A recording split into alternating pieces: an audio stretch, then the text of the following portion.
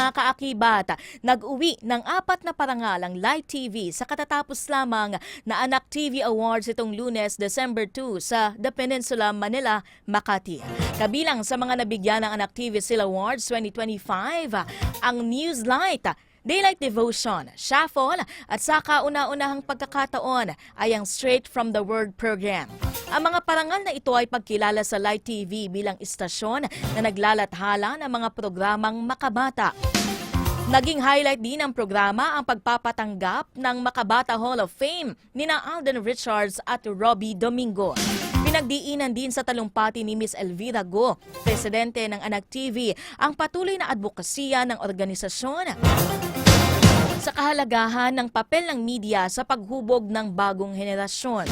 Dahil dito nangako po ang Light TV na patuloy na maghahatid ng mga programang makabata at nakalulugod sa ating Diyos. Napaka-espesyal ng award na ito dahil kauna-unahang pagkakataon na nakatanggap ng Anak TV Award ang Straight from the Word. Talagang totoong-totoo ang sinasabi sa Ecclesiastes chapter 3 verses 1 and 11. There is a time for everything and a season for every activity under the heavens, and God makes everything beautiful in its time. Marami ang nanalangin at ngayon ay sinagot ng Panginoon ang panalangin para sa kauna-unahang award ng Straight from the Word. At marami ang nagtrabaho para makamit ang award na ito. Purihin ang Diyos na tumutugon sa panalangin at nagpapala sa atin.